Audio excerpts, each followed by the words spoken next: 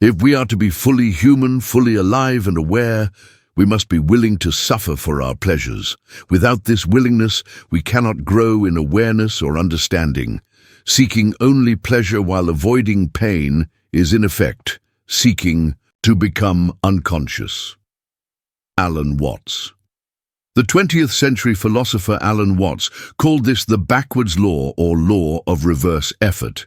It suggests that the more we try to eliminate negative experiences, the more intense they become. In contrast, by facing discomfort directly and with intent, we become stronger and more capable. In doing so, the pain itself can gain meaning and contribute to our growth. Our lives function like interlocking gears, positive and negative experiences spinning together.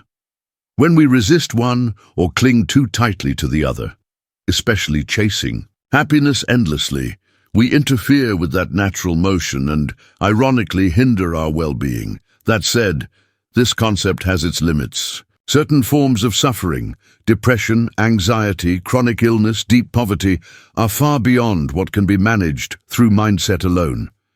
These require medical, social, or therapeutic support. Acknowledging this is crucial. Still, apart from those profound cases, there's a broader layer of pain that seems embedded in the human condition.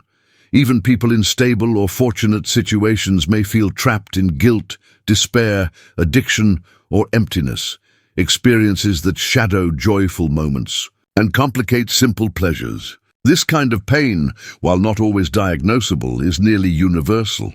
We all carry it to some degree. Psychology describes this tendency as hedonic adaptation, or the hedonic treadmill.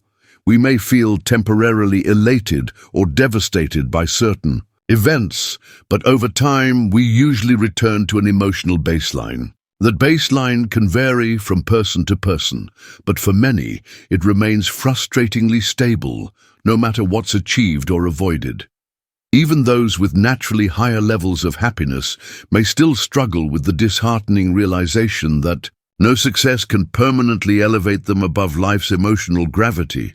This isn't cause for despair, but it does call for a new perspective.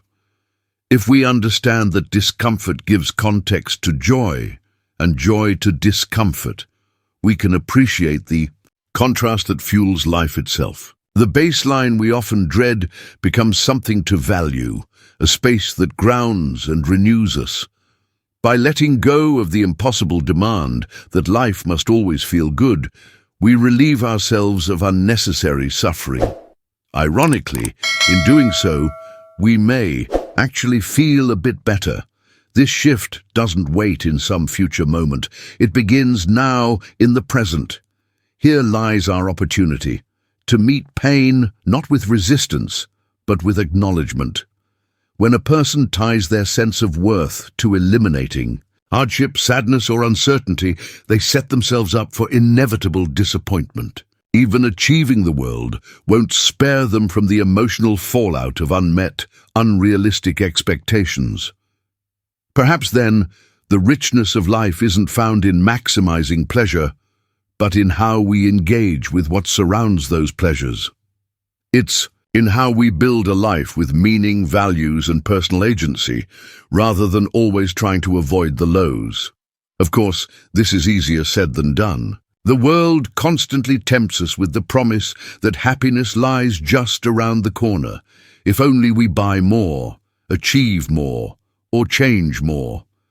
Culture, corporations, even parts of ourselves perpetuate this illusion. David Foster Wallace put it plainly, "If you worship money and things, you will never have enough. Worship beauty and you'll always feel ugly. Worship power and you'll end up weak and afraid. Worship your intellect and you'll feel like a fraud, moments away from being exposed."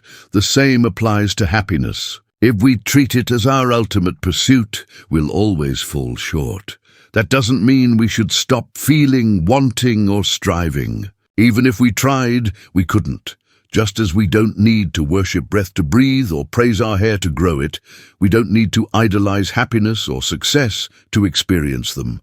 Like breathing, positive and negative experiences come and Go, sustaining us.